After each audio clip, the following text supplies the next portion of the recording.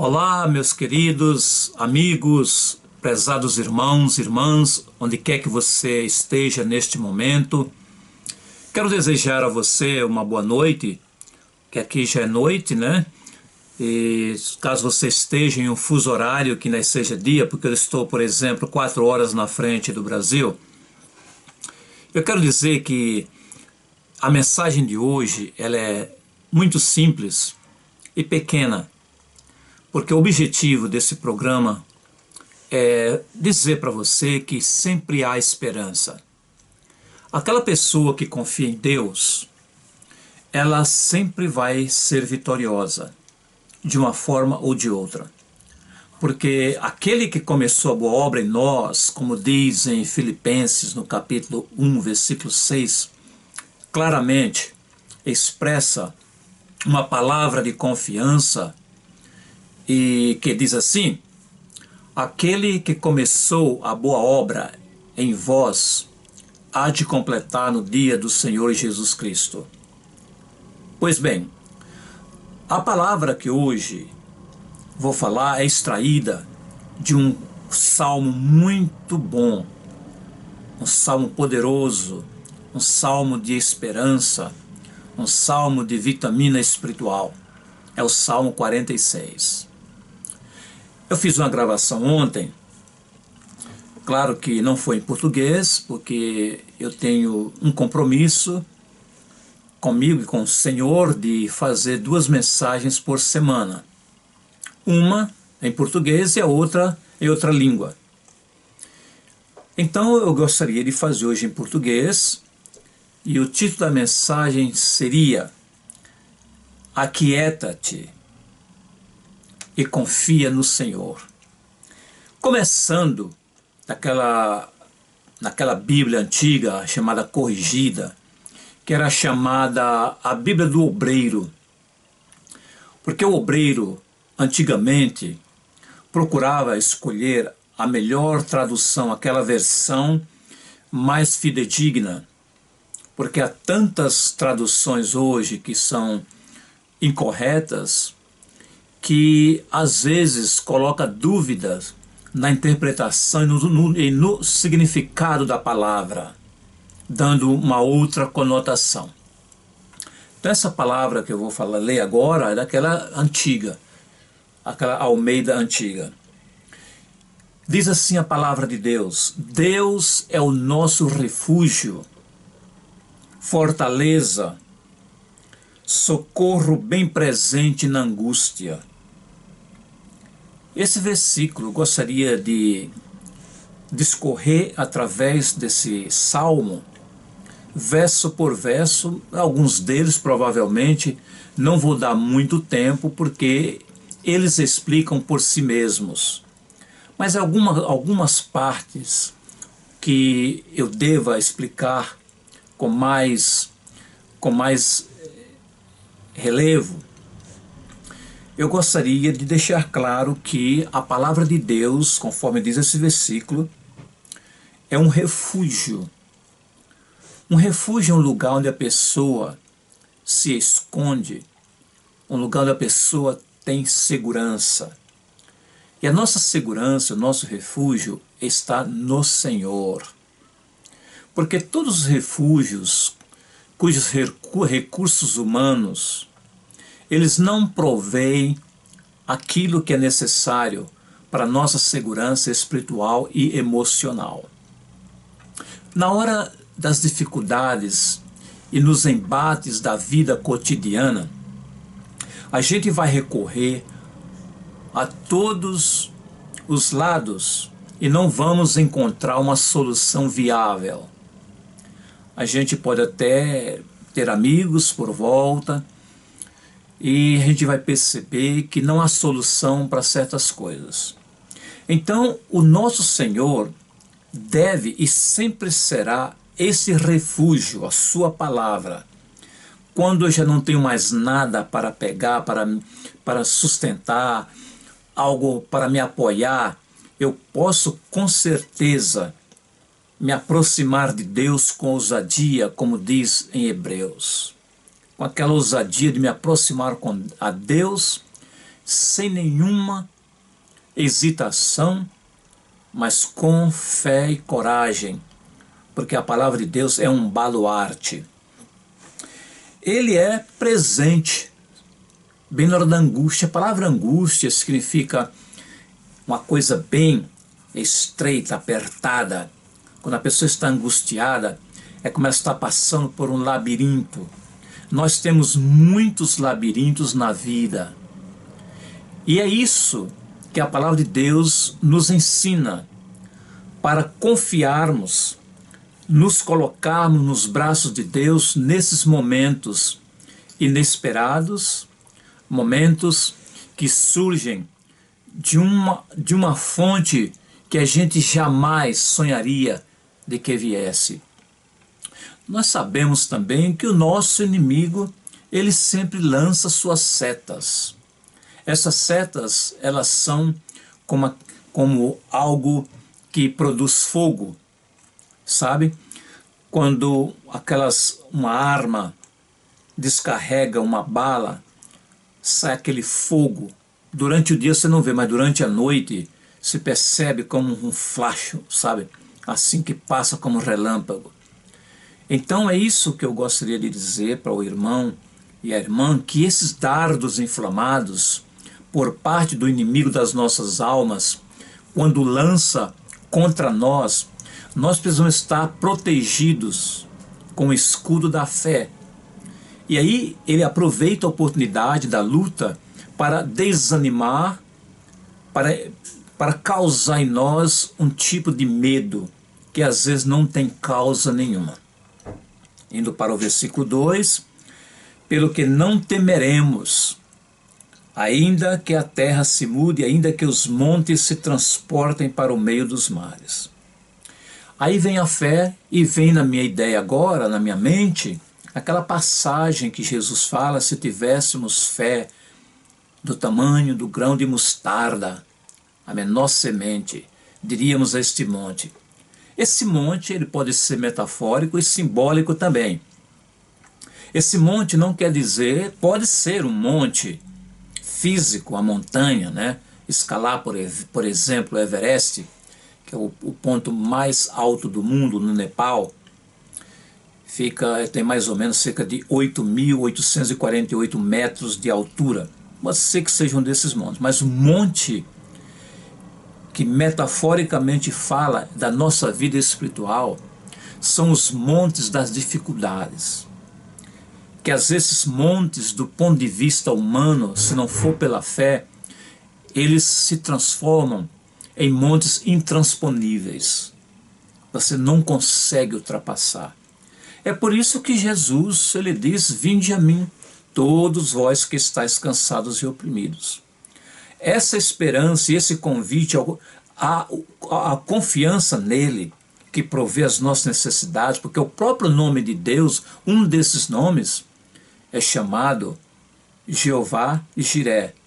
Deus proverá. Ele proverá e ele satisfará os desejos dos nossos corações, do teu coração, quando nós depositamos essa confiança. Aliás, quando oramos a Deus, Deus sempre responde. O problema é que a gente sempre quer uma resposta no âmbito positivo, mas nem sempre o positivo é bom para nós. A princípio a gente gosta, aquele desejo que temos no coração, e às vezes não é um desejo genuíno. Então a gente quer sempre que aquele desejo seja cumprido de acordo com as nossas expectativas, mas Deus não trabalha dessa forma. Ele trabalha sempre em prol do nosso benefício e do nosso bem, embora a gente não entenda a princípio, no momento que a gente quer aquilo. Você percebeu? Uma criança, ela sempre quer um brinquedo novo, somente colorido. Se o pai não dá, ele começa a berrar, começa a birra e assim por diante. Nós somos, muitas vezes, com o respeito da palavra, nós somos bebês crescidos. A gente está sempre querendo trocar, renovar, Isso nos cansa, nos leva a uma canseira até psicológica também. Então é isso, é por aí que vai, não é? Os montes significam as dificuldades da vida. Eu poderia usar uma outra terminologia que é chamada os gigantes, com os quais lutamos. E se não tivermos aquela força, aquela coragem, a confiança total no Senhor, os gigantes nos derrotam. Nós precisamos da pedrinha, da palavra de Deus, a rocha eterna, para combatermos os gigantes e também escalarmos as montanhas das dificuldades da vida. Verso 3: ainda que as águas rujam e se perturbem, ainda que os montes se abalem pela sua braveza. Aí continua os montes de novo, não é? Ainda que se transportem. Me vem também na mente uma passagem poderosíssima que se encontra em Abacuque, capítulo 3, 17, 18 e 19. Ainda que a figueira não produza, ainda que a vaca, e assim por diante. É um versículo bom para meditar. Vou repetir. Abacuque 3, 17, 18 e 19. Então, voltando ao texto, diz muito claramente: ainda que eles se abalem. Aí podemos ir diretamente para o quarto, que diz que há um rio cujas correntes alegram a cidade de Deus. Existe um rio que transcende as águas humanas. É o rio de Deus, a fonte da vida eterna. Você se lembra daquela passagem de João, capítulo 4, versículo 14, quando Jesus encontra uma mulher e essa mulher se depara com alguém que ela jamais sonharia que encontrar, o Criador do universo, aquele que a fez. E então naquele poço ele encontra aquela mulher e fala da água, do rio, da água, da vida. Ele disse assim para a mulher: mulher, se tu beberes dessa água. Ela estava pensando em termos físicos. É o que nós sempre perguntamos. A nossa tendência é sempre olhar para as coisas, as ninharias do mundo. A gente muitas vezes não importa com as coisas celestiais, quando o próprio Jesus disse: juntai tesouro nos céus. Então, voltando à mulher samaritana de João capítulo 4, versículo 14, estou falando do Evangelho de João, tá? Não é da carta ou da epístola. Ele diz: mulher, se tu beberes dessa água, virás a ter sede. Mas se beberes da água que eu te der, nascerá um rio de água que saltará para a vida eterna. Então essa água representa a presença de Deus, Deus, a palavra de Deus. E a Bíblia também fala metaforicamente no livro de Apocalipse sobre a água, o rio. Existe um rio. A Bíblia diz que Deus limpará todas as lágrimas dos nossos olhos. Essa água viva, o Senhor Jesus Cristo. Então, prezado irmão, irmã, e querido amigo, onde você estiver nesse momento, vamos pensar, eu não digo de uma forma positiva, mas de uma forma fidedigna, de fé. Porque muitas vezes a palavra, ela expressa dúvida. Quer dizer, você pode ser positivo em alguma coisa e ser negativo na outra. Mas quando você e eu, quando vive pela fé, a coisa é diferente. Debaixo de qualquer circunstância, a gente começa a andar sobre as circunstâncias, não debaixo das circunstâncias. Se a gente anda abaixo da água, a gente se afoga, mas acima da água, então vamos nadar na palavra, na presença de Deus. O Espírito Santo, que é a fonte da água viva, o Senhor Jesus Cristo. Aí diz que o santuário das moradas do Altíssimo, um rio, cuja cidade alegra. Amém? Aí vem no versículo 5, que diz assim: Deus está no meio dela. Quando Deus está no centro, você está no centro da vontade de Deus, Deus orienta tudo. Ele vai ouvir a oração de acordo com a palavra, e você começa a entender a mente de Deus. É o caso da oração que mencionei há pouco. Deus pode dizer sim, Deus pode dizer espera, Deus pode dizer não. Qualquer que seja uma dessas respostas, é sempre para o bem, ainda que não entendamos no momento que a gente quer aquilo.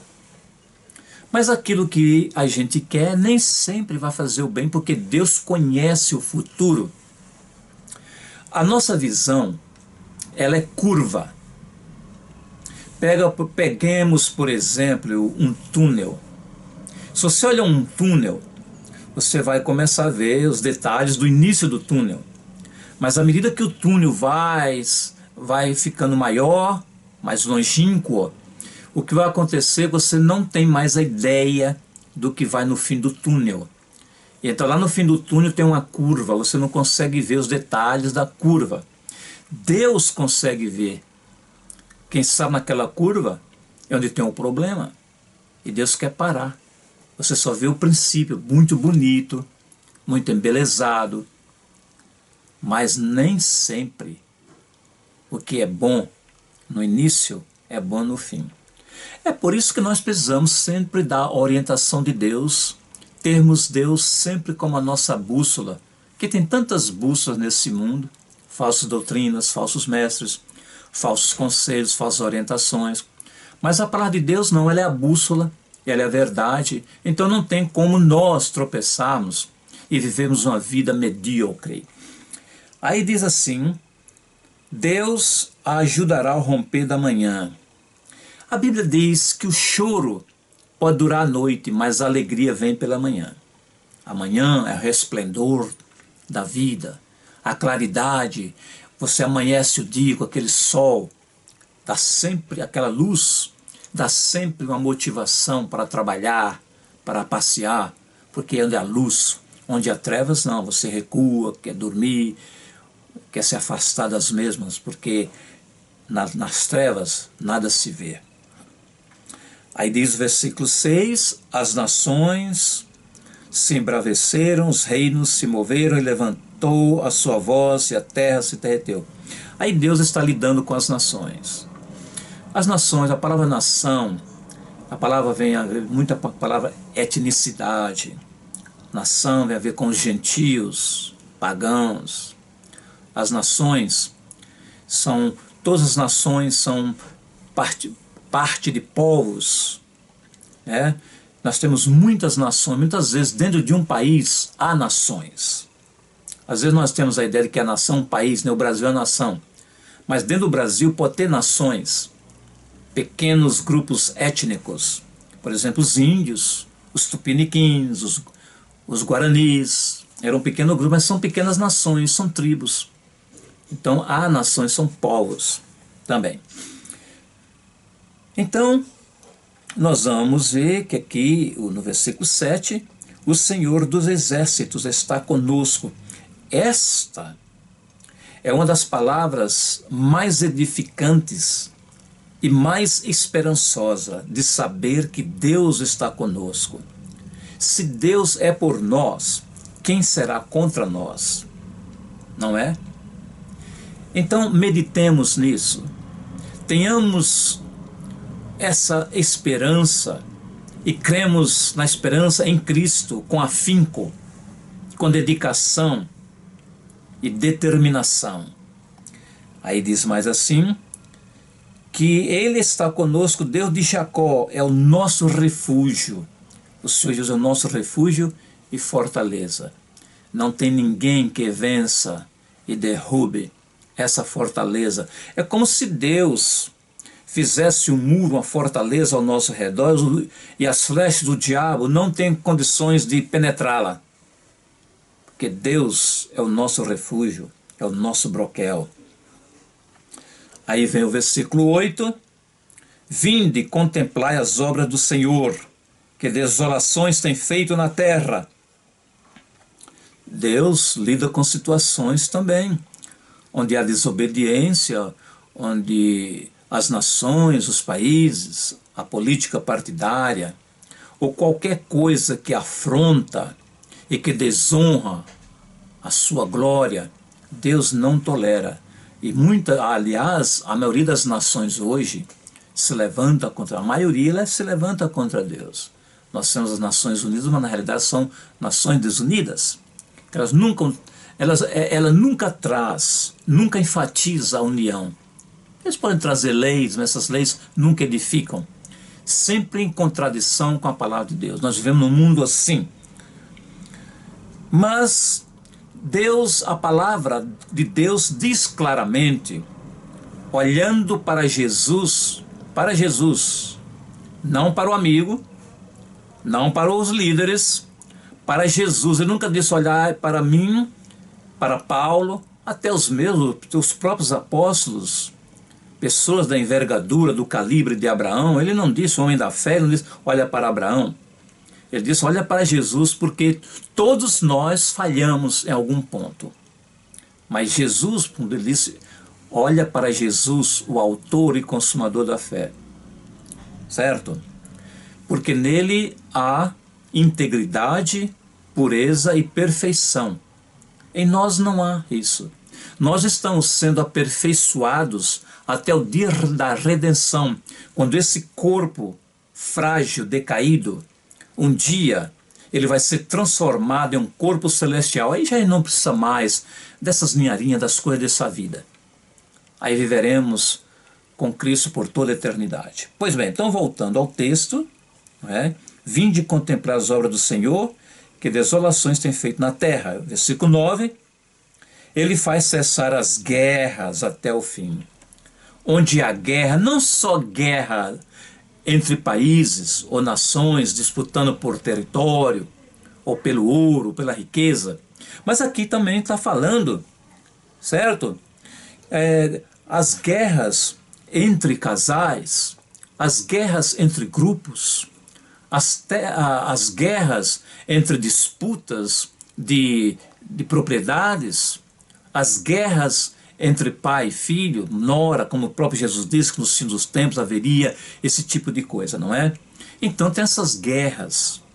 E essas guerras, numa guerra sempre vai ter um resultado. Alguém vai sofrer no processo. Um resultado positivo ou negativo.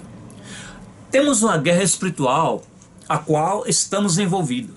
Nós estamos envolvidos nessa guerra espiritual, que é contra o mal, contra 3 fontes, pelo menos. A carne, o mundo e o diabo. E essas 3 vias, quer queiramos, quer não, todo crente, todos nós estamos envolvidos nessa guerra. Quem que vai ser o vencedor? Aquele que confiar no Senhor. Então, diz assim, que as guerras cessarão até o fim. Desculpa, deixa eu enfatizar.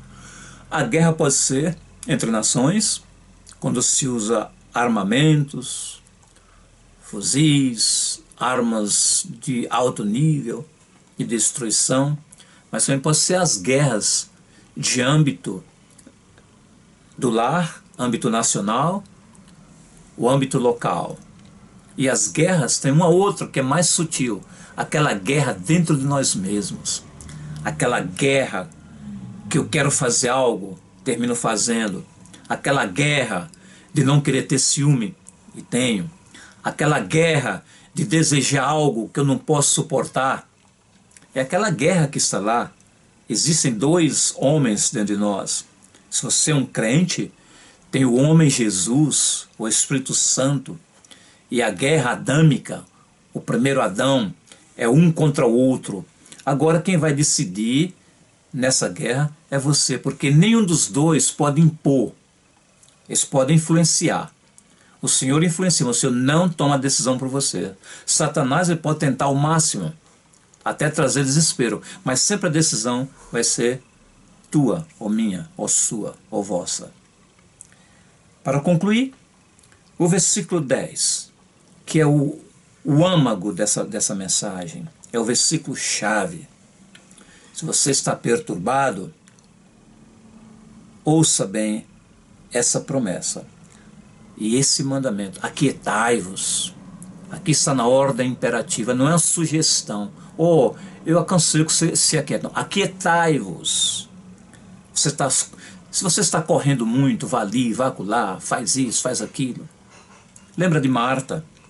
Oh, Jesus chegou para Marta. Oh, Marta, você está tão ocupada. Mas essas coisas, Marta, elas não são, podem ser importantes, mas elas são efêmeras, passageiras. Olha, Marta, Maria, ela está lutando pelas as coisas que permanecem, as coisas indilaceráveis.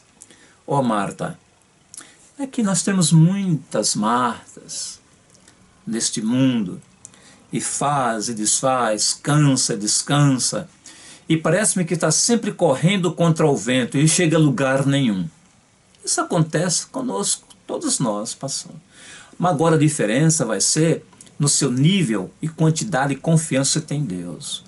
Entrega o teu caminho ao Senhor, estou citando a palavra de Deus em Salmos. Entrega o teu caminho ao Senhor, confia nele, ele tudo, não só um pouco, tudo fará.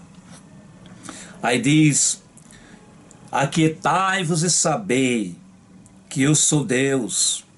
Não é o médico, o psiquiatra, não é o pastor, não é o missionário, o evangelista, não é o pregador. Deus.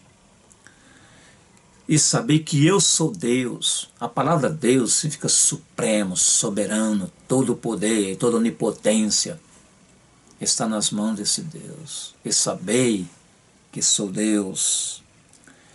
Serei exaltado entre as nações, serei exaltado sobre a terra. Ele sim.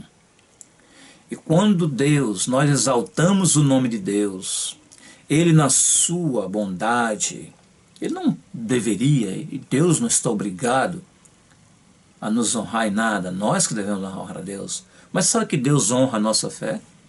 Ele honrou, na Bíblia diz, Deus honrou a fé da viúva. Deus honrou a fé de muitas pessoas. Esse é um Deus simples e humilde. Aí demonstra a humildade de Deus. Ele poderia arrogantemente dizer, quem é você? Mas não, ele vem e desce ao nosso nível. O próprio Jesus fez isso. Vindo dos céus, com toda a autoridade, desceu ao nosso nível, ao ponto de se tornar até pecado por nós. O Senhor Jesus merece toda a honra, glória. E aqui, concluindo, não é? O Senhor dos exércitos, não do exército, quer dizer, não é do exército mundial, ele é o rei dos reis. Você pega todos os reinos do mundo, ele é acima de todos eles. O exército, todos os exércitos do mundo, o exército mais poderoso que da América, Rússia, China, todos eles com todos os seus armamentos, ele é o Deus dos exércitos, que sobrepuja toda a força, incluindo até as forças nucleares. Olha, um anjo só de Deus, um anjo, destruiu mais de 100 mil pessoas, um anjo. O que é nós, o que nós somos sem Deus? O próprio Jesus diz, sem mim nada podeis fazer. Aí, para concluindo, o Senhor dos Exércitos está conosco, o Deus de Jacó é o nosso refúgio. Selá, quer dizer, uma pausa. O Deus de Jacó é o nosso refúgio. Concluindo, o Senhor, o nosso Deus, é o nosso refúgio e fortaleza, socorro bem presente na hora da angústia. Essa é a palavra. Eu quero fazer uma oração por você, prezado irmão, irmã, ou amigo, onde você estiver. Se você não é crente, não tem Jesus no coração, não é nascido de novo ainda, essa é a oportunidade. É simples. É tão simples que até uma criança pode se arrepender. Deus deu essa simplicidade para que essa fosse acessível até a criança, ao mudo, ao surdo, a pessoa mais simples desse mundo. A pessoa entende a palavra de Deus. Deus não fez complicado, você não precisa ser um filósofo, um doutor em teologia, ou PhD, ou em divindade. Uma criança, olha, você vê que a coisa é tão simples que os filósofos e os homens do mundo, os sábios, os inteligentes do mundo, tropeçam na simplicidade da palavra de Deus. Enquanto uma criança, uma pessoa indouta, o Pedro, por exemplo, na Bíblia, eu conheço pessoas indoutas, aceitaram Jesus porque vem com simplicidade, não com aquela complicação de ateísmo. usando termos filosóficos complicados, palavras quilométricas. Não, só isso, crer. Porque Deus amou o mundo de tal maneira que deu seu Filho. Basta crer, confiar, apoiar nele, dormir nos seus braços. Então é assim, crê em Jesus, arrependa de seus pecados. Você diz: Jesus, vem no meu coração, eu te aceito hoje, guia minha vida, porque tu és o meu refúgio. Então vou fazer uma oração por você também. Ore, confia no Senhor, ainda que na dor. Se você estiver passando por um problema tão difícil, peça a Jesus: Senhor Jesus, me ajuda. Jesus, eu quero fazer essa oração pedindo em favor de todas as pessoas neste mundo, seja em termos de salvação, aqueles que não são, ou termos em oração por aqueles que já são salvos, mas têm passado por problemas, às vezes até insolúveis do ponto de vista humano, mas em Ti a solução, porque Deus é o nosso refúgio e fortaleza, socorro bem presente na angústia, em nome do Senhor.